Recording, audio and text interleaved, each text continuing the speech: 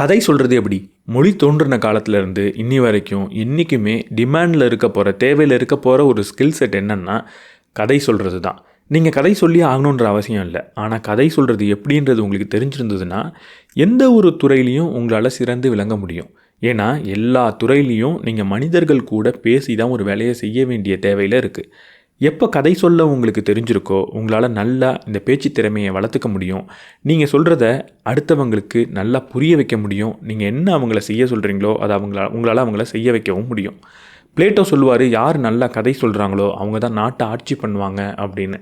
அந்த அளவுக்கு கதை சொல்கிறதுன்றது முக்கியம். இந்த கதையை சொல்கிறது எப்படி ரசிக்கும்படியாக கோர்வையாக ஒரு கதையை சொல்ல முடியும்? மேத்யூ டிக்ஸ் அப்படின்றவர் ஸ்டோரி ஒர்த்தின்ற ஒரு புத்தகத்தை எழுதியிருக்கார். ஒரு கதை சொல்கிறது எப்படி, கதை சொல்கிறதோட தேவை என்ன, கதை சொல்கிறது எவ்வளவு முக்கியம், நம்ம வாழ்க்கையிலேருந்தே ஒரு கதையை கண்டுபிடிச்சி அதை எப்படி நம்மளால் சொல்ல முடியும்னு நிறைய இன்சைட்ஸை கொடுத்துருக்காரு. இன்றைக்கி இந்த வீடியோவில் ஸ்டோரி ஒர்த்தின்ற அந்த புத்தகத்தோட சம்மரியை தான் நம்ம பார்க்க போகிறோம். நம்ம சேனலுக்கு நீங்கள் புதுசாக இருந்தீங்கன்னா நான் படிக்கிற புக்ஸோட சம்மரிஸ் அப்லோட் பண்ணுவேன். நான் படித்ததுலேயே எனக்கு ரொம்ப பிடிச்ச விஷயத்தவங்க கூட ஷேர் பண்ணிப்பேன். நான் படித்ததுலேயே நல்ல புக்ஸை உங்களுக்கு ரெக்கமெண்ட் பண்ணவும் செய்வேன். அதெல்லாம் உங்களுக்கு பிடிக்கும் அப்படின்னா நம்ம சேனலுக்கு சப்ஸ்கிரைப் பண்ணிவிட்டு பெல் பட்டனை ப்ரெஸ் பண்ணிவிடுங்க.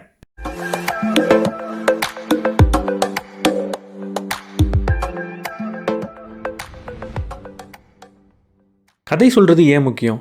எனக்கு ஒரு கதை சொல்லியே ஆகணுன்ற ஆர்வம்லாம் இல்லை. நான் ஏன் கதை சொல்கிறத கற்றுக்கணும்? 3 முக்கியமான காரணம் இருக்குது. முதல்ல, கதை சொல்ல தெரிஞ்சுது அப்படின்னா எந்த ஒரு துறையிலையும் உங்களால் சிறந்து விளங்க முடியும்.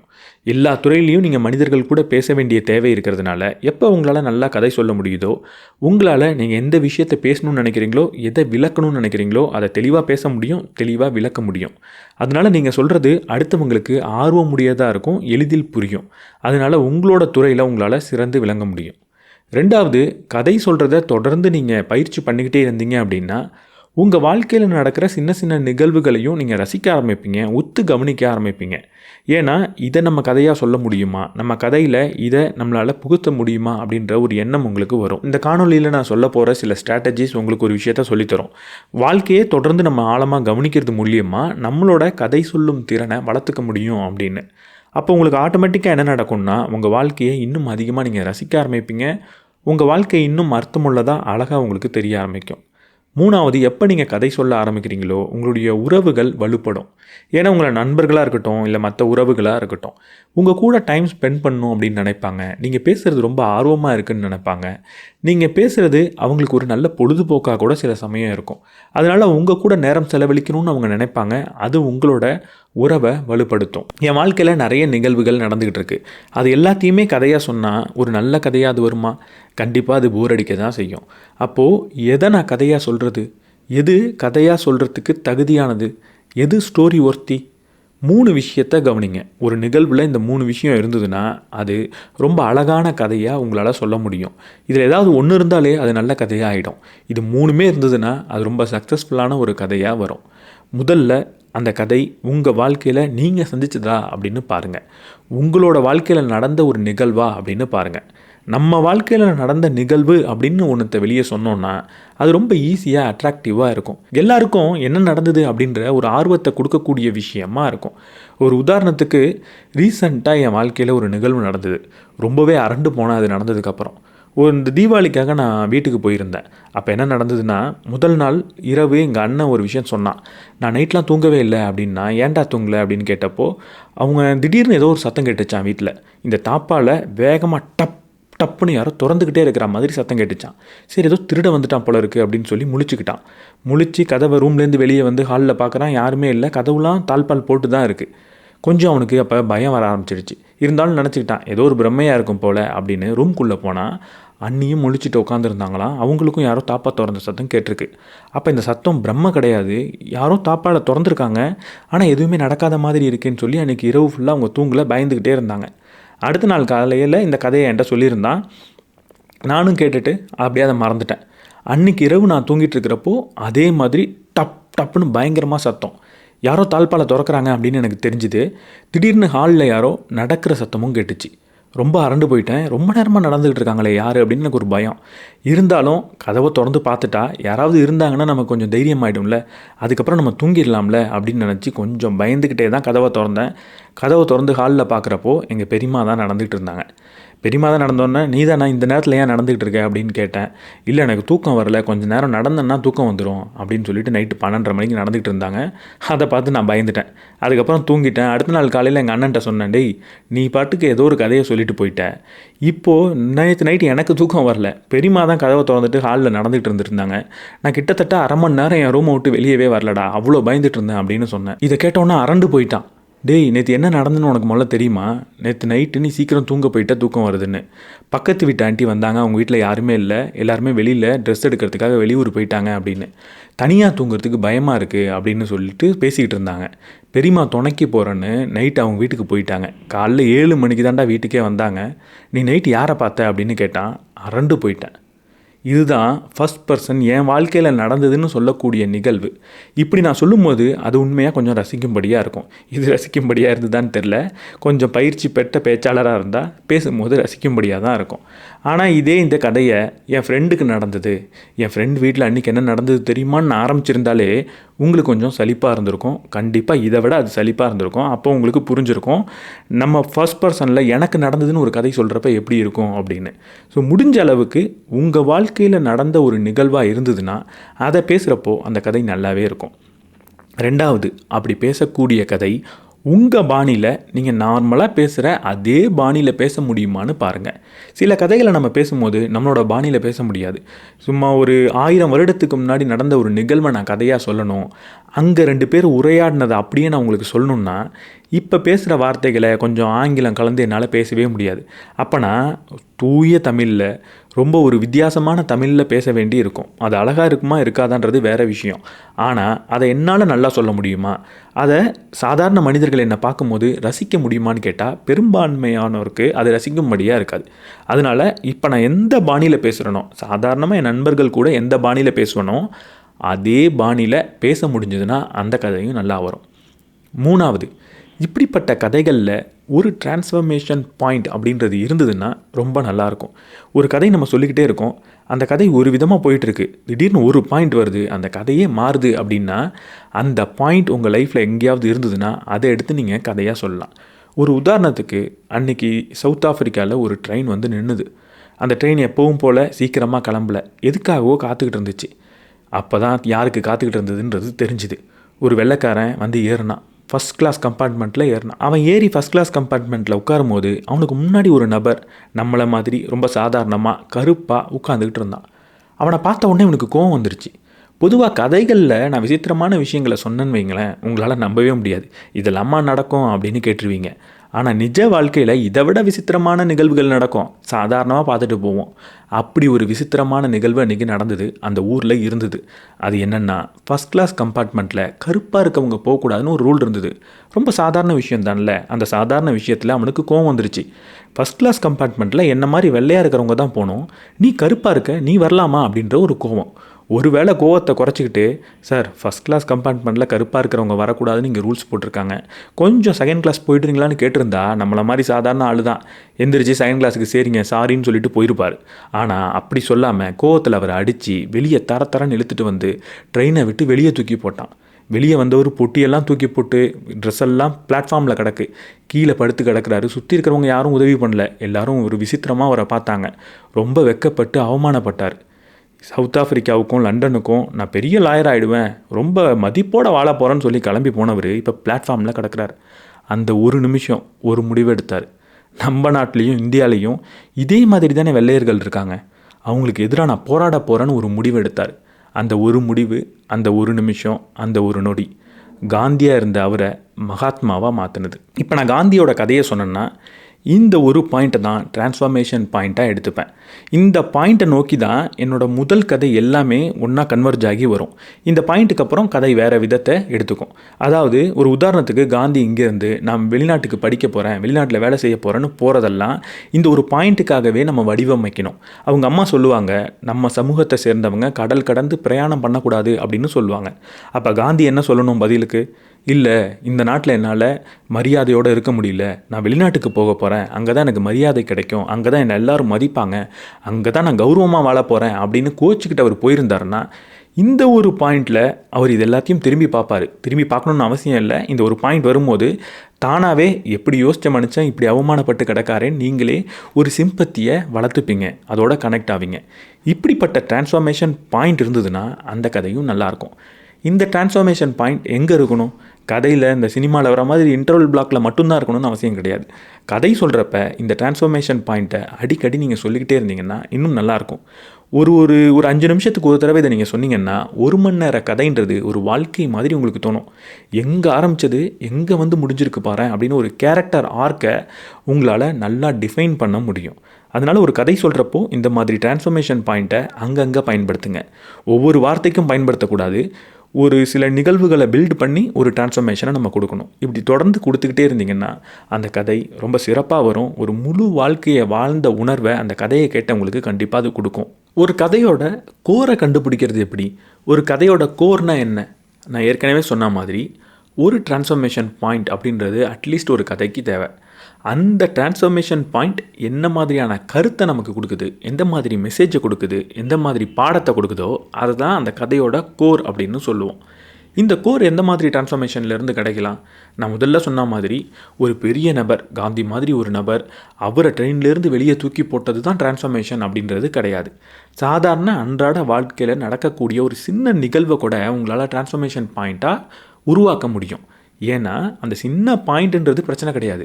அதுலேருந்து வரக்கூடிய மெசேஜ் பெருசாக இருந்தது அப்படின்னா அந்த சின்ன பாயிண்ட் கூட ஒரு பெரிய டிரான்ஸ்ஃபார்மேஷனாக தான் உங்களுக்கு தெரியும். அப்படி அவ்வளவு முக்கியமானது இந்த கோருன்றது.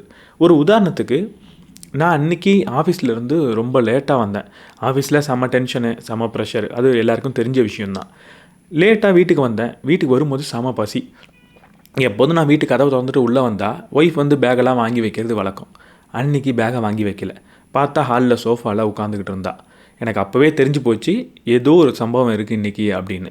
வந்த உடனே சரி ரெஃப்ரெஷ் ஆகிட்டு பசி தாங்க முடியல, சாப்பாடு எடுத்து வை அப்படின்னேன். நான் இன்றைக்கி சமைக்கவே இல்லை அப்படின்னு கோபமாக சொன்னான். ஏன் சமைக்கலை? எனக்கு நம்ம ஏதோ பிரச்சனை பண்ணிட்டோம் போல இருக்குன்னு ஒரு பயம். அப்புறம் கையை காட்டினான். கையில் பிளாஸ்திரி போட்டிருந்துச்சு. என்னாச்சு அப்படின்னு கேட்டால், காய்கறி வெட்டும் போது ஒரு சின்னதாக கையில் வெட்டு விழுந்துருச்சான். ஒரு சின்ன ஸ்க்ராட்சு. இதுக்கு நான் சமைக்கலை அப்படின்னா. நீ சமைக்க வேணான்றது தான் முடிவு பண்ணிட்டேன். சமைக்க வேணான்னு உனக்கு தோணுதுன்னா நீ வெளியே சாப்பாடு ஆர்டர் பண்ணி வச்சுருக்கலாம்ல, எனக்கு பயங்கரமாக பசிக்குது. இல்லை நீ என்கிட்ட முன்னாடியே ஃபோன் பண்ணி சொல்லியிருந்தானா வரும்போதே சாப்பாடு வாங்கிட்டு வந்திருப்பேன்ல. கையில் ஒரு சின்ன ஸ்க்ராட்ச் விழுறதெல்லாம் சாதாரணம். இந்த ஸ்க்ராட்சுக்காக இவ்வளவு சீன் பண்ணிகிட்டு இருக்கியே அப்படின்னு சொல்லி சத்தம் போட்டுட்டு சாப்பாடை ஸ்விக்கியில் ஆர்டர் பண்ணி சாப்பிட்டுட்டு தூங்கிட்டேன். அடுத்த நாள் சண்டே, சரி படத்துக்கு போகலாம் அப்படின்னு ஒய்ஃபை கூப்பிட்டு படத்துக்கு போயிட்டு இருந்தேன். காரில் போயிட்டு இருந்தேன். சென்னையில் செம்ம டிராஃபிக்கு, மதியம் செம்ம வெயில். திடீர்னு டப்புன்னு ஒரு சத்தம் கேட்டுச்சு. என்னன்னு பார்த்தா ஒரு பைக்காரன் வண்டியில் லைட்டாக உரசிட்டு போயிட்டான். எனக்கா தலைவலி தாங்கலை. வெளியே வந்து பார்த்தா வண்டியில் இவ்வளோ பெரிய ஸ்க்ராட்சு. எனக்கு அதுக்கப்புறம் படம் பார்க்குற மூடே இல்லை. செம்ம தலைவலி. உட்கார்ந்து படத்தையும் பார்க்கல, இதை பற்றியே யோசிச்சுக்கிட்டு இருந்தேன். ஏன்னா புதுசாக வாங்கின காரு. அதுக்கப்புறம் திரும்ப வீட்டுக்கு வரப்போ தான் என் ஒய்ஃப் ஒரு விஷயம் சொன்னான். கையை அப்படி பார்த்துக்கிட்டே இருந்தா. கையை பார்த்துட்டு, ஒரு சின்ன ஸ்க்ராட்ச் தானே, இதுக்கு இவ்வளவு சீனா அப்படின்னு கேட்டா. எனக்கு செருப்பால் அடித்த மாதிரி இருந்தது. நம்மள்ட்ட இருக்கிற பொருளை எவ்வளவு மதிக்கிறோம், ஆனால் நம்ம கூட இருக்கிற ரொம்ப முக்கியமான நபர்களை எவ்வளவு உதாசீனப்படுத்திடுறோம், இவங்களை விட பொருளுக்கு எவ்வளவு மதிப்பு கொடுக்குறோம் அப்படின்னு எனக்கு தோணுச்சு. என்னானே ஒரு கேவலமான மனிதன் மாதிரி அன்றைக்கி பார்த்துக்கிட்டேன். எனக்கு செருப்பால் அடித்த மாதிரி இருந்தது. வீட்டுக்கு எதுவுமே பேசலை, அமைதியாக வந்து படுத்து தூங்கிட்டேன். அதுக்கப்புறம் வாழ்க்கையில் ஒரு முடிவு எடுத்துட்டேன். பொருட்கள் நம்ம பயன்படுத்திக்கிறதுக்காக தான் நம்ம கூட இருக்குது. மனிதர்கள் நமக்காக நம்ம கூட இருக்காங்க, அவங்களுக்காக நம்ம அவங்க கூட இருக்கோம். ஆனால் நம்ம என்ன பண்ணுறோம்? பொருட்களுக்காக நம்ம அது கூட இருக்கிறோம், மனிதர்களை பயன்படுத்திக்கிறோம். எனக்கு நீ சமைச்சு வை, வந்த உடனே பேகை வாங்கி வை அப்படின்லாம் நம்ம யோசிக்கிறோம். பொருளை தான் பயன்படுத்திக்கணும், மனிதர்கள் கூட வாழணும். பொருள் கூட வாழக்கூடாது, மனிதர்களை பயன்படுத்திக்க கூடாதுன்னு அன்றைக்கி புரிஞ்சுக்கிட்டேன். ஒவ்வொரு நாளும் இது எனக்கு நான் ஞாபகப்படுத்திக்கிட்டு இருக்கேன். என் வீட்டு வாசலில் பெருசாக எழுதியும் ஒட்டிட்டேன். இந்த கதை சொல்கிறப்போ இதில் பெரிய விஷயமே கிடையாது. ஒரு சின்ன ஸ்க்ராட்சை பற்றி தான் நான் சொல்கிறேன். இது ஒரு சின்ன ஸ்க்ராட்சு தான். யாரும் உங்களை ட்ரெயின்லேருந்து வெளியே தூக்கி போட்டு அசிங்கப்படுத்தி ஊரே பார்த்தலாம் சிரிக்கலை. ஆனால் இந்த சின்ன ஸ்க்ராட்சும் ஒரு அர்த்தமுள்ள ஒரு மெசேஜை கொடுக்குறப்போ எவ்வளவு அழகான டிரான்ஸ்ஃபர்மேஷன் பாயிண்ட்டாக வருது. அதுதான் ஒரு கோரோட முக்கியத்துவம். நீங்கள் நல்ல ஒரு மெசேஜை, ஒரு கோரை தேர்ந்தெடுத்துட்டிங்கன்னா சாதாரண விஷயத்தை கூட ஒரு நல்ல டிரான்ஸ்ஃபர்மேஷனை உங்களால் காட்ட முடியும். அதனால் ஒரு கதை சொல்கிறப்ப டிரான்ஸ்ஃபர்மேஷனை எங்கேன்னு பிடிச்சி தேடாதீங்க. ஒரு நல்ல கோரை தேர்ந்தெடுங்க. அதை எந்த பாயிண்டில் போய் இணைக்க முடியும்னு யோசிங்க. அப்படி யோசிச்சிங்கன்னா அந்த பாயிண்ட் டிரான்ஸ்ஃபர்மேஷன் பாயிண்ட்டாக இருக்கும், உங்கள் கதையோட இன்டர்வல் பிளாக்காக இருக்கும். நல்லா உங்களால் சொல்ல முடியும். இதுக்கு நான் எப்படிப்பட்ட பாயிண்டில் போய் மெசேஜை தேடுறது? நிறைய இடத்துலையும் நம்ம மெசேஜை வச்சிட முடியும், எங்கே வேணால் மெசேஜை வைக்கலாம். ஆனால் ஒரு சில இடங்களில் மெசேஜை வச்சா ஆடியன்ஸுக்கு ரொம்ப கனெக்டாக இருக்கும், ரொம்ப அவங்க அதை உணர்வு பூர்வமாக பார்ப்பாங்க. அது எங்கன்னா ஒரு 5 இடம் இருக்குது. முதல்ல ஒரு ரிலேஷன்ஷிப், ஒரு உறவு சார்ந்த ஒரு நிகழ்வில் ஒரு டிரான்ஸ்ஃபர்மேஷனாக அதை மாற்ற பார்த்து அதில் ஒரு கோரை வச்சிங்கன்னா அது நல்லா ஒர்க் ஆகும். உதாரணத்துக்கு, எனக்கு கல்யாணம் ஆகுது, எனக்கு பிரேக்கப் ஆகுது, எனக்கு டிவோர்ஸ் ஆகுது, எனக்கு பிடித்த ஒரு நபர் இறந்து போகிறாங்க. இந்த மாதிரி இடங்களில் ஒரு மெசேஜை நான் கொண்டு போய் வச்சேன்னா, அங்கேருந்து ஒரு மெசேஜை நான் கண்டுபிடிச்சேன்னா அது கட்டாயம் ஒரு நல்ல டிரான்ஸ்ஃபர்மேஷன் பாயிண்ட்டாக இருக்கும். 2வது ஹெல்த்து, நம்மளோட ஆரோக்கியம் சார்ந்தது. எனக்கு திடீர்னு ஒரு வியாதி வந்துருச்சு, திடீர்னு எனக்கு ஒரு உயிர்கொல்லி நோய் வந்துருச்சு, திடீர்னு ஒரு ஆக்சிடெண்ட்டில் எனக்கு கை கால் போயிடுச்சு, இந்த மாதிரி ஒரு பாயிண்ட்டை தேர்ந்தெடுத்து அதில் ஒரு மெசேஜை வச்சா அதுவும் ஒரு பெரிய நல்ல டிரான்ஸ்ஃபர்மேஷன் பாயிண்ட்டாக இருக்கும். 3வது ஐடென்டிட்டி, என்னோடய அடையாளம் சம்மந்தப்பட்டது. என்னோடய அடையாளத்தையே உடைச்சி எறிகிற மாதிரி, இல்லை என்னோடய அடையாளத்தை கேள்வி கேட்குற மாதிரி, நீ கருப்பாக இருக்க, நீலாம் உள்ளே வரக்கூடாது அப்படின்னு சொன்னாலோ, நீ இந்த ஜாதிக்காரன், என்னால் உன்னனா இப்படி தான் நடத்துவேன் அப்படின்னு சொல்கிற ஒரு சீன்லேயோ, இல்லை யாரையோ அப்படி நடத்துகிறத பார்த்து நம்ம லைஃப்பில் வேறு ஒரு ஆள் இப்படி நடத்துகிறோமே அப்படின்ற ஒரு டிரான்ஸ்ஃபர்மேஷன் வந்தாலோ, அதாவது ஒரு ஐடென்டிட்டி சேஞ்ச் ஆனாலோ, ஐடென்டிட்டி உடைஞ்சி போனாலோ, ஒரு அடையாளம் கேள்விக்குள்ளாக்கப்பட்டாலோ அந்த இடத்துல ஒரு மெசேஜை வச்சா அதுவும் நல்ல டிரான்ஸ்ஃபர்மேஷன் பாயிண்ட்டாக இருக்கும். அடுத்தது பெர்ஸ்பெக்டிவ் சேஞ்ச், என்னோடய பார்வையே மாறுறது. வாழ்க்கையை நான் இப்படி பார்த்துக்கிட்டு இருந்தேன், ஒரு நிகழ்வு நடந்துச்சு, என் வாழ்க்கையோட பார்வையே மாறிச்சு அப்படின்னு என்னால் சொல்ல முடிஞ்சா அங்கே ஒரு நல்ல கோரை ஒரு மெசேஜை வச்சா அதுவும் நல்ல டிரான்ஸ்ஃபர்மேஷன் பாயிண்ட்டாக இருக்கும். உதாரணத்துக்கு, எங்கள் அப்பாட்ட சைக்கிள் கேட்டால் வாங்கி தர மாட்டேன்னு சொல்லிக்கிட்டே இருந்தார். அழுதுகிட்டே ரோட்டில் நடந்து போகிறப்போ ஒரு சின்ன பையனுக்கு காலே இல்லை அப்படின்னு நான் சொன்னேன்னா அது பெர்ஸ்பெக்டிவ் சேஞ்ச், அதுவும் நல்ல ஒரு டிரான்ஸ்ஃபர்மேஷன் பாயிண்ட்டாக வரும். கடைசியாக ஒரு சாதாரண விஷயம், கரியர் சேஞ்ச் ஆகிறது, நம்மளோட வேலை மாறுறதே ஒரு நல்ல டிரான்ஸ்ஃபர்மேஷன் பாயிண்ட்டாக இருக்கும். நான் ஒரு வேலை செஞ்சுக்கிட்டு இருந்தேன், இந்த வேலை தவறான வேலைன்னு நினச்சி நான் இன்னொரு வேலைக்கு மாறினேன் அப்படின்னாலோ, இல்லை என் வேலை எனக்கு போயிடுச்சு அப்படின்னாலோ, இல்லை ஒரு புதிய வேலை அப்போ தான் எனக்கு விஐபி படத்தில் வர மாதிரி வேலை கிடச்சிருச்சு அப்படின்னாலோ, இல்லை ஒரு வேலை நான் செஞ்சுக்கிட்டே இருந்தேன், ஒரு நிகழ்வு நடந்தது, அதனால் ஒரு புதிய வேலையை நோக்கி போனேன். இந்த சூரரை போட்டில் அப்பா இறந்ததுக்கப்புறம் அதை பார்க்க முடியலன்றதுனால அவன் ஒரு ஆர்மி மேனாக இருப்பான், அங்கேருந்து அவன் ஒரு ஏரோப்ளேன் கம்பெனி ஆரம்பிக்கணும்னு யோசிச்சான்ல, அந்த மாதிரி யோசித்தாலோ அதுவும் ஒரு டிரான்ஸ்ஃபர்மேஷன் பாயிண்ட்டாக இருக்கும். இந்த 5 விஷயம் உங்கள் வாழ்க்கையில் கட்டாயம் ஏதாவது ஒன்று நடக்கும், அதை ஒத்து கவனிங்க, அதை தேர்ந்தெடுங்க, அதில் ஒரு மெசேஜை கொண்டு போய் வைங்க, அது கண்டிப்பாக ஒரு நல்ல டிரான்ஸ்ஃபர்மேஷன் பாயிண்ட்டாக இருக்கும். அது கண்டிப்பாக ரசிக்கும்படியான ஒரு கதையாகவும் மாறும். எது கதைக்கு தகுதியான நிகழ்வுன்றதை நான் புரிஞ்சுக்கிட்டேன். அந்த நிகழ்வில் எப்படி ஒரு கோர் அட்டாச் பண்ணி அதை ஒரு டிரான்ஸ்ஃபர்மேஷன் பாயிண்ட்டாக மாற்றுறது, ஒரு சுவாரஸ்யமான நிகழ்வாக மாற்றுறதுன்றதும் எனக்கு புரிஞ்சிருச்சு. ஆனால் என் வாழ்க்கையில், அன்றாட வாழ்க்கையில் நிறைய நிகழ்வுகள் கடந்து போய்கிட்டே இருக்குது. இப்படி கடந்து போகிற நிகழ்வில் எப்படி ஏதோ ஒரு நிகழ்வை கதைக்கு தகுதின்னு தேர்ந்தெடுத்து அதை சேகரித்து வைக்கிறது?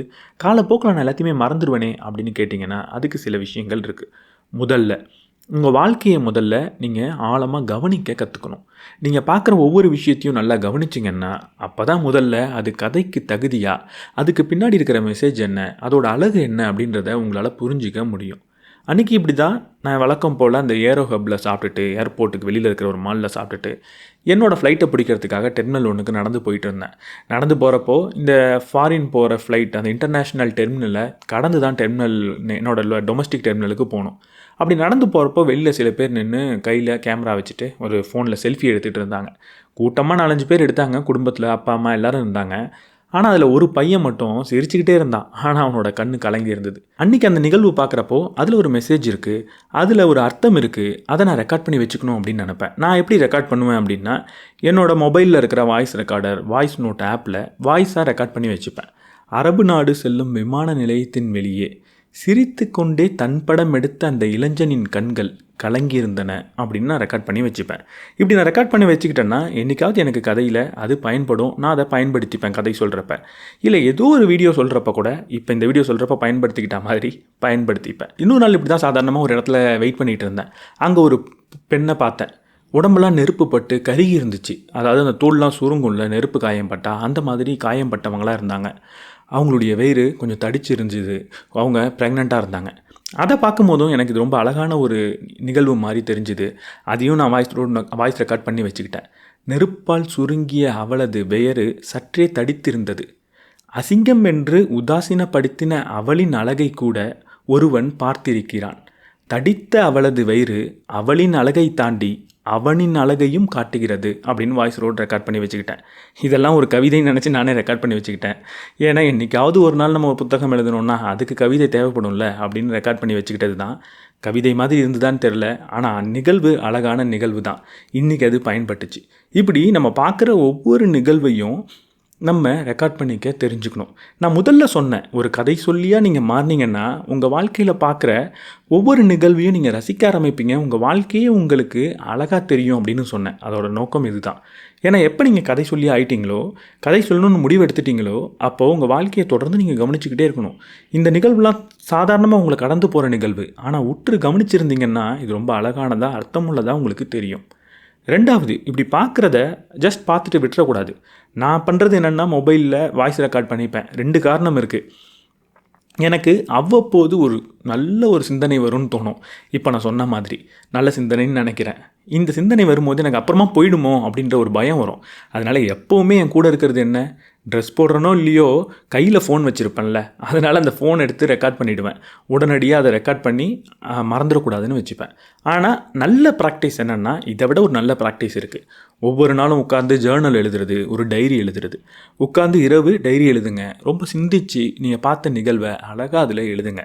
அப்படி தொடர்ந்து எழுதிக்கிட்டே வந்தீங்கன்னா அது உங்களுக்கு எழுதும் ஆற்றலையும் கொடுக்கும், ஒரு கம்யூனிகேஷன் ஸ்கில்லை வளர்க்கும், ஸ்டோரி டெல்லிங்க்கும் பயன்படும். இப்படி நிகழ்வுகளை நீங்கள் சேகரித்தும் வைக்கலாம். என்னால் அது பண்ண முடியல இப்போது. ஏன்னா நம்மளோட நேரம்ன்றது ரொம்ப கம்மியாயிடுச்சு. இப்போது அவ்வளோ உட்காந்து எழுதுறதுக்கு நேரம் இல்லை, எனர்ஜியும் இல்லை. அந்த நேரத்தில் தான் நம்ம வேலை பார்க்குறோன்ற மாதிரி ஆனதுனால நான் மொபைலில் ரெக்கார்ட் பண்ணி வச்சுப்பேன். ஸோ எப்படியோ ஒரு ஃபார்மில் நீங்கள் பார்க்குற நிகழ்வுகளை ரெக்கார்ட் பண்ணி வச்சுக்கோங்க.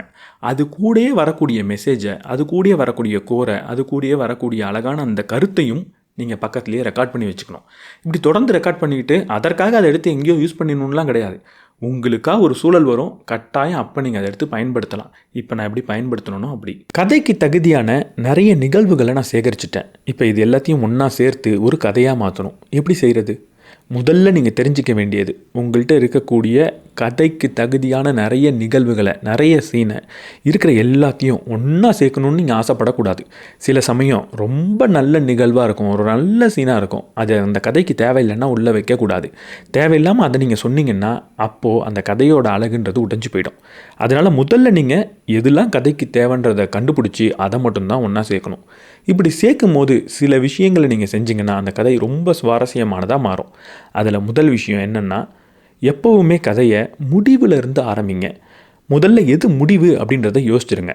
அந்த முடிவுக்கு ஏற்ற மாதிரி கதையை ஆரம்பத்திலேருந்து கொண்டு வந்தீங்க அப்படின்னா முடியும் போது அந்த கதையை கேட்டவங்களுக்கு ரொம்ப சாட்டிஸ்ஃபையிங்காக இருக்கும். ரொம்ப சிம்பிளான ஒரு ட்ரிக் என்ன அப்படின்னா, எது முடிவுன்றதை யோசிச்சுருங்க. அந்த முடிவுக்கு அப்படியே ஆப்போசிட்டான ஒரு ஸ்டார்டிங் பாயிண்ட்டை வைங்க. அப்போது ஆட்டோமேட்டிக்காக அந்த கதையோட மக்கள் ரொம்ப ஈர்க்கப்படுவாங்க. ஏன்னா எப்படியோ ஆரம்பித்த கதை எப்படி முடிஞ்சிருக்கு பாரு அப்படின்னு ஒரு சுவாரஸ்யத்தை அது கொடுக்கும். முடிவுன்றது இப்படி இருக்கலாம், ஆனால் ஆரம்பத்தை நீங்கள் இப்படி வச்சாகணும். இது ஸ்லோவாக இப்படியே டைரெக்டாக கனெக்ட் ஆனால் நல்லா இருக்காது. அதுக்கு பதிலாக இது கொஞ்சமாக ட்விஸ்ட் ஆகி வந்ததுன்னா, அது முக்கியமாக எந்த இடத்துல இப்படி ஃப்ளாட் ஆகுதோ அதுதான் ட்ரான்ஸ்ஃபர்மேஷன் பாயிண்ட். அது திரும்ப ஸ்லோவாக இப்படி ஒன்றோட ஒன்று பொருந்தணும். இப்படி ஒரு கதையை நீங்கள் வடிவமைச்சிங்க அப்படின்னா அந்த கதை கேட்குறதுக்கு ரொம்ப சுவாரஸ்யமாக இருக்கும். ஒரு உதாரணத்துக்கு நான் வென் பிரீத் பிகம்ஸ் ஹியர் அப்படின்ற ஒரு கதையை சொல்லியிருந்தேன். அந்த கதையை நீங்கள் இப்போ போய் பார்த்தீங்கன்னா அந்த கதையில் ஆரம்பத்தில் சொன்ன ஒரு விஷயம் என்னென்னா, நான் டாக்டராக மட்டும் ஆகிட மாட்டேன் அப்படின்னு தான் இந்த ஃபஸ்ட்டு பார்ட்டுக்கு நான் டைட்டிலே வச்சுருப்பேன். அதாவது ஒருத்தவன் நான் டாக்டராக மட்டும் ஆகிட மாட்டேன் அப்படின்னு நினச்சிக்கிட்டு இருந்தவன் கடைசியில் டாக்டர் ஆனால் அதுக்கப்புறம் லைஃப்பில் என்ன ஆச்சுன்றது தான் கதை அப்படின்ற மாதிரி அந்த கதையை கொண்டு போனேன். ஒருவேளை புத்தகத்தை எடுத்து பார்த்திங்கன்னா நான் டாக்டராக மட்டும் ஆகிட மாட்டேன் அப்படின்னு அந்த சாப்டருக்கு டைட்டிலாக இருக்காது. அங்கே சாப்டரே முதல்ல கிடையாது. நான் டாக்டராக மட்டும் ஆகிட மாட்டேன்றதை அவ்வளவு எம்பத்தைஸ் பண்ணியிருக்க மாட்டாங்க. ஆனால் நம்ம கதையாக சொல்கிறப்போ எப்போவுமே அதை எம்பத்தைஸ் பண்ணோன்னா இன்னும் சுவாரஸ்யமாக இருக்கும். அதில் அந்த ஒரு விஷயத்தை மட்டும் வச்சுருக்க மாட்டேன், நிறைய விஷயங்களை ஆரம்பத்தில் ஒரு மாதிரி சொல்லி அதை ட்விஸ்ட் பண்ணி திரும்ப அது அவருக்கே வேறு விதமாக நடக்கிற மாதிரி சொல்லியிருப்பேன். அப்படி சொல்லும்போது தான் அந்த கதை சுவாரஸ்யமானதாக வரவும் செய்யும். அடுத்தது, ஒரு கதையை நீங்கள் சொல்லும் பொழுது வெறும் நிகழ்வுகளை அப்படியே சொல்லாமல் அதுக்குள்ளே அங்கே இருக்கக்கூடிய சரௌண்டிங் எப்படி இருந்தது, அந்த என்விரான்மெண்ட் எப்படி இருந்தது, அந்த சூழல் எப்படி இருந்தது, அங்கே ஃபிசிக்கல் ஆப்ஜெக்ட்ஸ்லாம் எப்படி இருந்ததுன்றதை சொல்ல முடிஞ்சதுன்னா அப்போ தான் அது கதை மாதிரியே இருக்கும். அப்படி இல்லாமல் ஜஸ்ட் நடந்ததை மட்டும் அப்படியே சொல்லிட்டு போனீங்கன்னா அது ஒரு லெக்சர் மாதிரி இருக்கும். அந்த கதைக்குள்ளே ஆடியன்ஸ் ஈர்க்கப்பட மாட்டாங்க. உதாரணத்துக்கு என் பாட்டி அன்றைக்கி என்கிட்ட ஒன்று சொன்னாங்க இப்படின்னு சொன்னேன்னா இது லெக்சர் மாதிரி இருக்கும். அதுக்கு பதிலாக அன்றைக்கி எங்கள் வீட்டில் எல்லாருமே வெளியே போயிட்டாங்க. பாட்டி தனியாக இருப்பாங்க, பார்த்துக்கோப்பா அப்படின்னு என்னை விட்டுட்டு போயிட்டாங்க. வாழ்க்கையில் முதல் முறையாக எங்கள் பாட்டிக்கு அன்றைக்கி தான் நான் ஒரு காஃபி போட்டு கொடுத்தேன். நானும் எங்கள் பாட்டியும் சாயங்காலம் இருக்கும், கொஞ்சம் இருட்டிடுச்சு, மொட்டை மாடியில் காஃபி குடிச்சிட்டு உட்காந்துக்கிட்டு இருந்தோம். அப்போ திடீர்னு என்ன நினச்சாங்களோ தெரில, அப்போ தான் எங்கள் பாட்டி அந்த விஷயத்த சொன்னாங்க. இப்படி நான் சொல்கிறதுக்கும் முதல்ல சொன்னதுக்கும் ஒரு சின்ன வித்தியாசம் இருக்குது. இது கொஞ்சம் பெருசாக இருந்திருக்கும், டீட்டெயிலாக இருக்கும்னு நீங்கள் நினைப்பீங்க. ஆனால் இது டீட்டெயிலிங் கிடையாது. இங்கே நான் ஆப்ஜெக்ட்ஸை நிறைய உள்ளே கொண்டு வந்தேன். மொட்டை மாடி எப்படி இருக்கும், இரவு பொழுதில் எப்படி நம்ம ஃபீல் பண்ணுவோம், காஃபியோட டேஸ்ட் எப்படி இருக்கும், காஃபியோட ஸ்மெல் எப்படி இருக்கும், காஃபியை கையில் வச்சுக்கிட்டு இருக்கப்போ எப்படி இருக்கும் அப்படின்றதெல்லாம் நீங்கள் தானாகவே கற்பனை பண்ண ஆரம்பிச்சிடுவீங்க. ஒரு மொட்டை மாடியில் இரவு பொழுது நைட்டு கையில் காஃபியோட பாட்டியோடு உட்காந்துருந்தா எப்படி இருக்குன்ற அந்த சரௌண்டிங்கை நீங்கள் இமேஜின் பண்ணதுக்கப்புறம் எங்கள் பாட்டி இதை சொன்னாங்கன்னு நான் உங்கள்கிட்ட சொல்கிறப்போ அதை ரொம்ப அழகாக நீங்கள் ரசிக்கவே செய்வீங்க. ஸோ ஒரு சரௌண்டிங்கை பில்ட் பண்ணுறப்போ இந்த 5 விஷயத்தை கவனிச்சுக்கோங்க. அதில் ஒரு டேஸ்ட்டு, அதில் ஒரு ஸ்மெல், அதில் ஒரு டச், அதில் ஒரு சவுண்ட், அதில் ஒரு விஷுவல். அதாவது நம்மளோட 5 புலன்களும் இருக்கான்னு பாருங்கள். அப்படியே டைரெக்டாக சொல்லணும்னு அவசியம் கிடையாது. காஃபி ரொம்ப சூடாக இருந்தது, குளிராக இருந்தது, இடம் டேஸ்ட் ரொம்ப நல்லா இருந்தது, கொஞ்சம் சர்க்கரை கம்மியாக இருந்தது, இப்படி சொல்லணும்னு அவசியம் கிடையாது. கையில் காஃபி இருந்தது இரவு பொழுதுன்னு சொன்னாலே வெளியில் ஜில்லுன்னு இருக்கும், கையில் காஃபி சூடாக இருக்கும், டேஸ்ட் எப்படி இருக்கும்னு அவங்களே புரிஞ்சுப்பாங்க. ஒருவேளை நான் ரொம்ப டீட்டெயில் பண்ணுறா இது நல்லா இருக்காது. எனக்கு காஃபியில் கொஞ்சம் சுகர் கம்மியாக இருந்தால் தான் பிடிக்கும், உங்களுக்கு காஃபியில் சுகர் அதிகமாக இருந்தால் பிடிக்கலாம். அப்போ நாங்கள் காஃபியில் சுகர் கம்மியாக இருந்ததுன்னு சொன்னால் உங்களுக்கு பிடிக்காது. ஸோ அவ்வளவு டீட்டெயிலிங் பண்ணாமல் காஃபின்னு மட்டும் சொன்னாலே போகிறோம், உங்களால் அதை புரிஞ்சிக்க முடியும். ஸோ இதில் ரொம்ப முக்கியமான இன்னொரு விஷயம் இருக்குது. அது என்னென்னா, டீட்டெயிலிங் பண்ணுறப்போ அந்த டீட்டெயிலை பற்றி ரொம்ப அதிகமாக பேசாமல் நீங்கள் நிகழ்வை சொல்கிற மாதிரி தான் இருக்கணும். ஆனால் அதுக்குள்ளே இந்த 5 டீட்டெயிலும் இருக்க செய்யணும். இப்போ நான் சொன்னதில் ரொம்ப டீட்டெயிலாக என்ன பொருள்ன்றதை நான் சொல்லலை. ஒரு நிகழ்வை சொன்ன மாதிரி இருக்கும், ஆனால் அதுக்குள்ளே இந்த சரௌண்டிங் எப்படி இருந்தது, அங்கே இருந்த ஃபீல் எப்படி இருந்ததுன்றதை நீங்கள் உணர்வீங்க. இப்படி உங்களால் தொட்டும் தொடாமல் லைட்டாக அங்கே இருக்கிற சரௌண்டிங்கை பேச முடிஞ்சதுன்னா அது அந்த கதையை கொஞ்சம் சுவாரஸ்யமானதாக ஆக்கும். அடுத்து ஒரு கதையில் எங்கெல்லாம் முடியுமோ அங்கெல்லாம் எமோஷனை இன்வெஸ்ட் பண்ணுங்கள். ஒரு உதாரணத்துக்கு, அன்றைக்கி நான் ஃப்ளைட்டில் போயிட்டு இருந்தேன். திடீர்னு ஒரு அனௌன்ஸ்மெண்ட் வந்துச்சு, ஃப்ளைட்டில் ஒரு பெரிய பழுது இருக்குது, இது கண்டிப்பாக கிராஷ் ஆகிடும் அப்படின்னு சொல்லிட்டாங்க. நான் பயந்து போயிட்டேன். திடீர்னு ஃப்ளைட்லாம் ஆட ஆரம்பிச்சிருச்சு. இப்படி சொன்னேன்னா இதில் ஒரு எமோஷன்றது உங்களால் அவ்வளவு சீக்கிரமாக புரிஞ்சிக்க முடியாது. இதே இப்படி அனௌன்ஸ் பண்ணாங்க, உடனடியாக எனக்கு ஞாபகம் வந்தது எங்கள் அப்பாவும் எங்கள் அம்மாவும் தான். ஒருவேளை நான் இறந்து போயிட்டேன்னா அவங்க எப்படி அழுவாங்க. இப்போ தான் எனக்கு கல்யாணம் ஆணுச்சு, என் குழந்தைய என் மனைவி எப்படி தனியாக பார்த்துப்பா. நான் இவ்வளவு கனவு கண்டு வச்சுருந்தேன், அந்த கனவெல்லாம் இப்போ யார் நிறைவேற்ற போகிறா. அந்த கனவெல்லாம் நான் ஏன் கண்டனே இப்போ எனக்கு தோணுது. இப்படி நான் சொன்னேன்னா எவ்வளவு ஒரு அந்நியமான ஒரு விஷயத்துலையும் ஒரு எமோஷனை, நமக்கு தெரிஞ்ச எமோஷனை வைக்கிறப்போ அந்த நிகழ்வை உங்களால் ஃபீல் பண்ண முடியும். நம்ம யாருமே ஏரோப்ளேன் கிராஷில் இருந்திருக்க மாட்டோம். ஆனால் ஒரு ஏரோப்ளேன் கிராஷில் எப்படி நம்ம உணர்வோன்றதை எப்படி சொல்ல முடியும். அந்த ஏரோப்ளேன் கிராஷில் என்னெல்லாம் நடந்துச்சு, அந்த கிராஷில் எப்படிலாம் சீட்லாம் திரும்பிச்சின்னு சொன்னோன்னா புரியாது.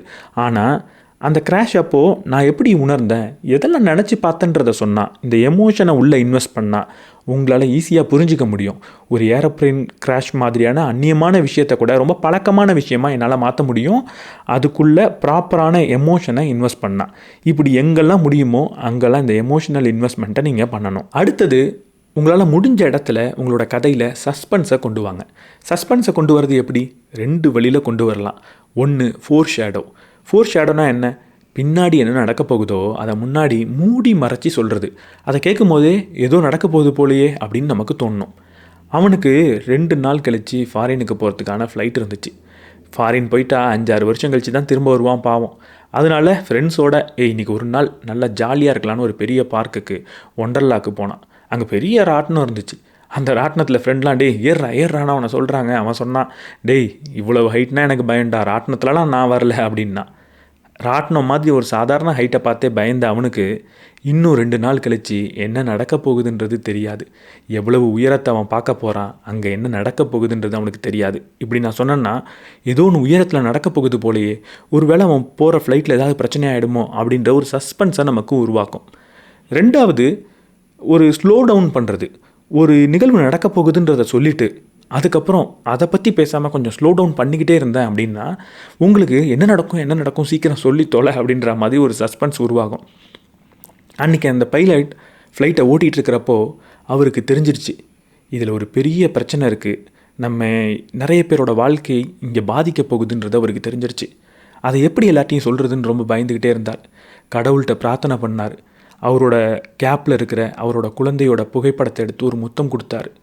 கொஞ்ச நேரம் அமைதியாக தன்னோட மனைவியோட புகைப்படத்தை பார்த்துக்கிட்டே இருந்தார். ஃபோனை எடுத்து ஃப்ளைட்டில் இருக்கிறவங்களுக்கு சொல்லலை, வெளியில் அதை மானிட்டர் பண்ணிகிட்டு இருக்கிறவங்களுக்கெல்லாம் என்ன நடக்க போகுதுன்றதை சொல்லிட்டார். கடைசியாக தான் தைரியத்தை வரவழைச்சிக்கிட்டு கண்ணில் கண்ணீரோட ஃபோனில் அந்த விஷயத்தை அனௌன்ஸ் பண்ணார். அப்படின்னு நான் சொன்னேன்னா, அவர் ஏதோ நடந்துருச்சு, அது என்னன்னு சொல்லாமல் இவன் இழுத்தடிச்சிக்கிட்டே இருக்கானே அப்படின்னு உங்களுக்கு தோணும். அப்படி தோன்றப்போ அங்கே ஒரு சஸ்பென்ஸ் உருவாகும். இந்த சஸ்பென்ஸை நீங்கள் உருவாக்குனாலும் கேட்குற ஆடியன்ஸ் அமைதியாக என்ன சொல்ல போகிறான் அப்படின்னு கவனிச்சுக்கிட்டு இருப்பாங்க. அடுத்தது சர்ப்ரைஸை பயன்படுத்திக்க தெரியணும். சஸ்பென்ஸுன்றது ஒரு விஷயம், சர்ப்ரைஸுன்றது இன்னொரு விஷயம். சஸ்பென்ஸ்னால் ஏதோ ஒன்று நடக்க போகுது, என்னன்னு உங்களை வைக்கிறது சஸ்பென்ஸ். சர்ப்ரைஸ்னால் ஏதோ ஒன்று நடக்க போகுதுன்னு உங்கள்கிட்ட சொல்லி நீங்கள் ஏதோ ஒரு விஷயத்தை யூகிச்சு கடைசியில் அது இல்லைன்னு சொன்னான்னா அதுக்கு பேர் சர்ப்ரைஸ். இப்போ நான் முதல்ல சொன்ன உதாரணத்தையே எடுத்துப்போம். அவர் கடைசியாக தான் ஃபோன் எடுத்து உள்ளே இருக்கிற நபர்கள்ட்ட அந்த விஷயத்த சொன்னார்.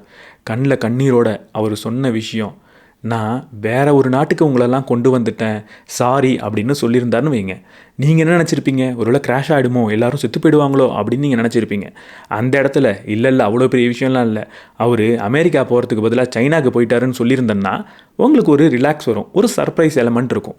இப்படி சொன்னாலும் அந்த கதை சுவாரஸ்யமாக இருக்கும். அடுத்த கதையை முன்னோக்கி நீங்கள் நகர்த்திக்கிட்டே இருக்கணும். முன்னோக்கி நகர்த்துறதுனா என்ன? கதையில் நிறைய ஈவெண்ட் வரும். ஒரு ஈவெண்ட்டும் தனித்தனியாக இருக்கக்கூடாது. இல்லை சில சமயம் முதல்ல வர ஈவெண்ட்டுக்கு முன்னாடி நடந்த ஈவெண்ட்டை அடுத்து சொல்கிறதுலாம் சரிப்பட்டு வராது.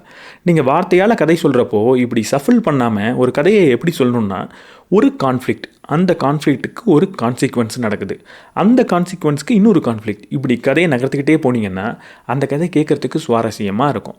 ஒரு நிகழ்வு நடக்குது, அதனால் ஒரு பிரச்சனை வந்துடுது, அந்த பிரச்சனைக்கு இவன் தீர்வுன்னு ஒன்று நினைக்கிறான், அது இதை விட ஒரு பெரிய பிரச்சனையை கொண்டு போய் கொடுக்குது, அதுக்கு தீர்வுக்கு இன்னொரு பிரச்சனை, இப்படி கொண்டு போயிட்டே இருந்தீங்கன்னா அந்த கதை நல்லாயிருக்கும். அடுத்து ரொம்ப முக்கியமாக 2 விஷயத்தை ஒரு கதையில் நீங்கள் பார்த்து பயன்படுத்தணும். அதில் முதல் விஷயம் பொய்.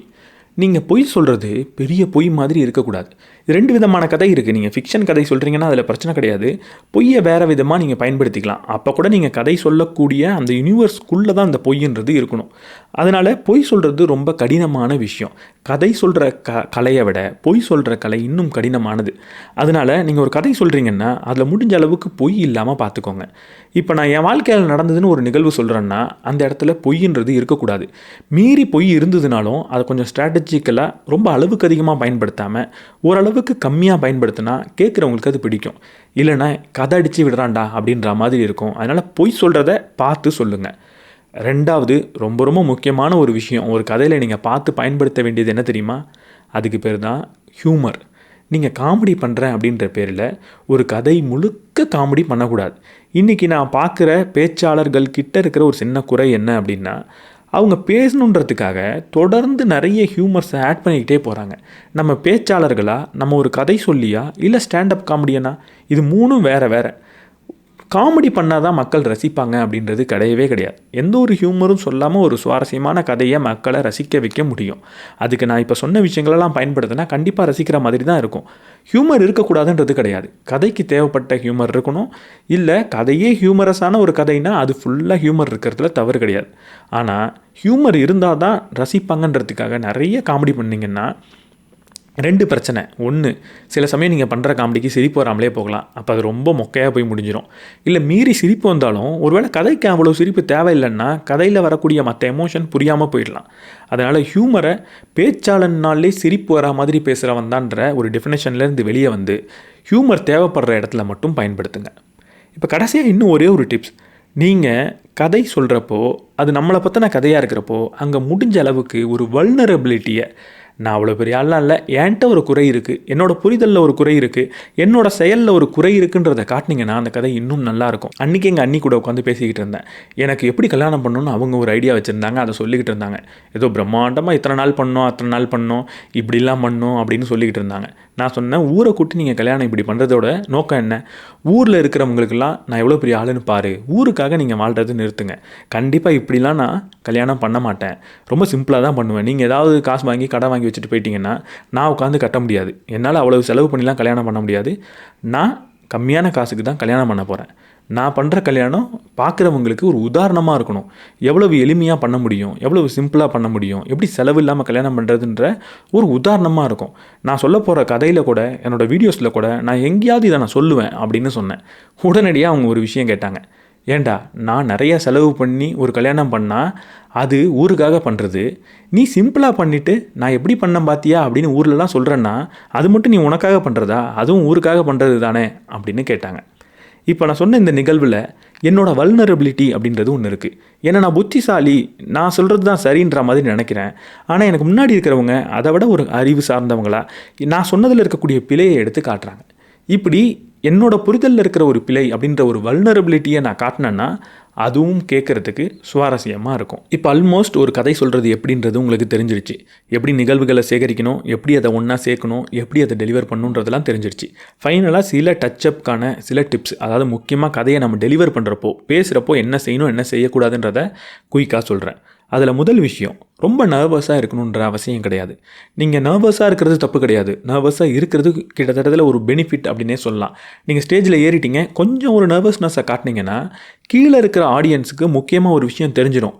இவன் நம்மளை மாதிரி ஒரு மனுஷன்தான் அப்படின்றது. அப்படி தெரிஞ்சதுனாலே உங்கள் கூட ஹியூமனைஸ் பண்ணிப்பாங்க, உங்கள் கூட கனெக்ட் பண்ணிப்பாங்க. அதுக்கப்புறம் என் வாழ்க்கையில் நடந்தது என்ன தெரியுமான்னு நீங்கள் ஆரம்பிச்சிங்கன்னா அது இன்னும் கொஞ்சம் கனெக்டை கொடுக்கும். அதனால் ஒரு நர்வஸ் ஒரு அளவுக்கு பயனுள்ள விஷயந்தான். அதனால் நர்வஸாக இருக்கக்கூடாதுன்னு நினச்சி இன்னும் நர்வஸ் ஆகாதீங்க. ஒரு பேசிக்கான நர்வஸ் இருக்கட்டும். அதுக்கு மேலே நர்வஸ் இருந்ததுன்னா அது இருக்க வேண்டிய தேவை இல்லை அப்படின்றத புரிஞ்சுக்கோங்க. ரெண்டாவது பாயிண்ட் அதுதான். கதை சொல்கிறது ரொம்ப சீரியஸான விஷயமா எடுத்துக்காதீங்க. உங்கள் நண்பர்கள்ட்ட உட்காந்து பேசும்போது நீங்கள் கதை சொன்னது இல்லையா, அந்த மாதிரி தான் நீங்கள் சொல்ல போகிறேன் அப்படின்ற ஒரு மைண்ட் செட்டோடு வாங்க. முன்னாடி இருக்கிறவங்க உங்களை ஜட்ஜ் பண்ணி எதுவும் பண்ண போகிறதில்ல. ஒரு வேளை அது காம்படிஷனாக இருந்தால் கூட நீங்கள் அந்த காம்படிஷனில் தோற்று போனால் அது ஒரு பெரிய பிரச்சனை கிடையாது. தோற்று போனால் பிரச்சனை இல்லைன்னு நினச்சாதான் உங்களால் அங்கே ஜெயிக்கிறதுக்கான வாய்ப்பு கிடைக்கும். ஸோ ரொம்ப நர்வஸாக இருக்கணும் அப்படின்ற அவசியம் கிடையாது. அடுத்து, ஒரு கதையை சொல்ல போகிறப்போ வார்த்தை ஒவ்வொரு வார்த்தையும் மனப்பாடம் பண்ணணும்னு நினைக்காதீங்க. இப்படி தான் இந்த வார்த்தையை பயன்படுத்தணும்னு நினைக்காதீங்க. எனக்கு அந்த நேரத்தில் எப்படி தோணுதோ அப்படி தான் நான் சொல்ல போகிறேன்ற ஒரு மைண்ட் செட்டோடு போங்க. நீங்கள் எதை ஞாபகத்தில் வச்சுக்கணுன்னா, கதை எங்கே ஆரம்பிக்கணும், கதை எங்கே முடியணும், எங்கெல்லாம் ட்ரான்ஸ்ஃபர்மேஷன் பாயிண்ட் வரணுன்றதை மட்டும் ஞாபகம் வச்சுக்கோங்க. அதுக்கப்புறம் அதை பற்றி பேசுகிறப்போ உங்களுக்கு பிடித்த வார்த்தைகளை பயன்படுத்தி, உங்களுக்கு தெரிந்த வார்த்தையை பயன்படுத்தியே பேசுங்க. தொடர்ந்து நீங்கள் பயிற்சி பண்ணிகிட்டே வந்தீங்கன்னா உங்களோட அந்த வார்த்தைகளும் அதிகரிக்கும். அதாவது வார்த்தை எண்ணிக்கை, ஒக்காபுலரி செட்டும் அதிகரிக்கும். அப்போ புது புது வார்த்தையை நீங்கள் பயன்படுத்தலாம். ஆனால் முன்னாடியே வார்த்தையை மனப்பாடம் பண்ணிட்டு போனீங்கன்னா கண்டிப்பாக அங்கே எந்த வார்த்தையை நம்ம சொல்லணுன்றதை மறந்துடுவீங்க. அங்கே ஸ்டக்கப் ஆகிடுவீங்க. அது ஒரு எம்பாரஸ்மெண்ட்டை உங்களுக்கு கொடுக்கும். அதுக்கு பதிலாக உங்களுக்கு எப்படி தோணுதோ அப்படி பேசுங்க. நீங்கள் பேசும்போது உங்கள் வார்த்தையில் உச்சரிப்பு தவறாக வருதுன்னா அது தப்பே கிடையாது. என்னோடய காணொலியில் நிறைய இடத்துல நான் உச்சரிப்புகளை தவறாக தான் சொல்லியிருப்பேன்றது எனக்கு தெரியும், தவறாக சொல்லியிருக்கேன்றதும் எனக்கு தெரியும். அந்த உச்சரிப்புகளை திருத்தணுன்ற அவசியம் கிடையாது. ஏன்னா நான் ஒரு மனுஷன்றது உங்களுக்கு அப்போ தான் தெரியும். நான் உச்சரிப்பில் சில பிழைகள் பண்ணுவேன். என் ஃப்ரெண்டோட பேசும்போதே அந்த பிழைகளை நான் பண்ணுவேன்.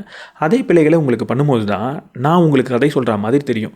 இல்லைனா ஏதோ ஒரு ப்ரொஃபஷனல் எங்கேயோ இருந்து ரொம்ப செலவு பண்ணி ஒரு கதை சொல்கிற மாதிரி இருக்கும். அதோட அவ்வளவா உங்களால் ரிலேட் பண்ண முடியாது. அடுத்து, நீங்கள் தேர்ந்தெடுக்கக்கூடிய வார்த்தைகள் சரியாக இருக்கணும். அதாவது ரொம்ப ப்ரொஃபானிட்டி தேவையில்லை, ரொம்ப ஒரு கெட்ட வார்த்தைகள் தேவையில்லை, செக்ஸ் ரிலேட்டட் விஷயங்கள் தேவையில்லை, அந்த கதைக்கு தேவையில்லை அப்படின்னு இருக்கிறப்போ இப்படி பேசினா தான் ட்ரெண்டு, இப்படி பேசினா தான் நல்லாயிருக்கும் அப்படின்னு நீங்களே எதுவும் நினச்சிக்காதீங்க. ப்ரொஃபானிட்டி இந்த மாதிரி வார்த்தைகளை முடிஞ்ச அளவுக்கு தவிர்க்கிறதே ரொம்ப நல்லது. டோட்டலாக இந்த புத்தகத்துலேருந்து இந்த விஷயங்களை தான் நான் கற்றுக்கிட்டேன். நானும் இப்போ கதை சொல்கிறத பயிற்சி பண்ணிகிட்டு இருக்கிறதுனால, கதை சொல்ல முயற்சி பண்ணுறதுனால என்னால் இதை கொஞ்சம் ரிலேட் பண்ணிக்க முடிஞ்சுது. எங்கெல்லாம் என்னோடய ரியல் லைஃப் உதாரணங்களை உங்களுக்கு கொடுக்க முடியுமோ அங்கெல்லாம் ஓரளவுக்கு நான் கொடுத்துருக்கேன்னு நினைக்கிறேன். இந்த உதாரணங்கள் நான் சொன்னது மட்டும் இந்த புத்தகத்தில் அப்படியே சொன்ன உதாரணங்களை என்னால் சொல்ல முடியல. ஏன்னா அந்த உதாரணங்களை படிக்கும்போது எனக்கே அது ரொம்ப கனெக்ட் ஆன மாதிரி தெரியல. ஏன்னா ஹாலிவுட்டில் இந்த படத்தில் இந்த சீன்லன்னு சொன்னால் எனக்கு அந்த படம் அந்த சீனை நான் பார்த்ததே கிடையாது, யார் என்னன்னே எனக்கு தெரியல. ஆனால் சொல்ல வர கருத்து எனக்கு புரிஞ்சுது. அதை நான் தொடர்ந்து பயிற்சி பண்ணிக்கிட்டு இருக்கிறதுனால, தெரிஞ்சோ தெரியாமலோ நானும் அதை கடைப்பிடிக்கிறதுனால என்னால் ரிலேட் பண்ணிக்க முடிஞ்சுது. அதனால் நான் உதாரணங்களுக்கு மட்டும் உங்களுக்கு புரிய வைக்கணுங்கிறதுக்காக சில உதாரணங்களை நானாகவே சொல்லியிருக்கேன். எல்லா உதாரணங்களும் நானாக தான் சொன்னேன். அது உங்களுக்கு பிடிச்சிருக்கும் அப்படின்னு நினைக்கிறேன். சில சமயம் உதாரணங்கள் நான் சொன்னதுக்கு ஏற்ற மாதிரி என்னால் சொல்ல முடியாமல் போயிருக்கலாம். ஒரு விஷயத்த சொல்லி அதை புரிய வைக்கிற மாதிரி அதே டோனில் என்னால் மேபி உதாரணங்களை சொல்ல முடியாமல் போயிருக்கலாம். அப்போ நீங்கள் அந்த உதாரணங்களை விட்டுருங்க, நான் என்ன சொல்ல வந்தேன்றதை புரிஞ்சுக்கோங்க. நீங்கள் பயிற்சி பண்ணுங்கள், உங்களுக்கு அது கட்டாயம் வரும். அடுத்து ஒரே ஒரு டிஸ்க்ளைமர், இதில் சொன்ன உதாரணங்கள் எல்லாம் உண்மை அப்படின்றது கிடையாது. நான் அந்த ஃப்ளோவில் என்ன தோணுச்சோ அதெல்லாம் சொல்லிகிட்டு இருந்தேன். ஒருவேளை என்னோட கதை சொல்கிற விதம் உங்களுக்கு பிடிச்சிருந்ததுன்னா, ஒருவேளை என்னோட கதை சொல்கிற விதம் தனித்துவமாக இருக்குது, அதை நான் கற்றுக்கணும் அப்படின்னு நீங்கள் நினச்சிங்கன்னா, நான் என்ன செய்கிறேன்னு உண்மையாக கற்றுக்கணும்னு நினச்சிங்கன்னா, இந்த புத்தகத்தை அப்பாற்பட்ட விஷயங்கள் நான் என்னெல்லாம் செய்கிறேன் அப்படின்னு நீங்கள் தெரிஞ்சுக்கணும்னு நினச்சிங்கன்னா, ஒருவேளை கமெண்ட் செக்ஷனில் சொல்லுங்கள். நிறைய பேர் அதை கேட்டிங்கன்னா, நிறைய பேருக்கு ஆர்வம் இருந்ததுன்னா, நான் கதை சொல்கிறதுக்கு என்னெல்லாம் கடைப்பிடிக்கிறேன், இந்த புத்தகத்தை தாண்டி நான் என்ன கடைப்பிடிக்கிறேன், நான் எப்படி இந்த ப்ராசஸை ஃபாலோ பண்ணுறேன், அதெல்லாம் ஒரு கண்டென்ட்டாக என்ன பண்ணுறேன், நீங்கள் கமெண்ட் செக்ஷனில் சொல்லுங்கள். நிறைய பேர் சொன்னீங்கன்னா நான் அதை பண்ணுறேன். இந்த வீடியோ பற்றி நீங்கள் என்ன நினைக்கிறீங்கன்றத கமெண்ட் செக்ஷனில் சொல்லுங்கள். இந்த வீடியோ உங்களுக்கு பிடிச்சிருந்ததுன்னா லைக் பண்ணிவிட்டு உங்கள் நண்பர்களோட ஷேர் பண்ணுங்கள். நம்ம சேனலுக்கு நீங்கள் புதுசாக இருந்தீங்கன்னா சப்ஸ்கிரைப் பண்ணிவிட்டு பெல் பட்டனை ப்ரெஸ் பண்ணிவிடுங்க.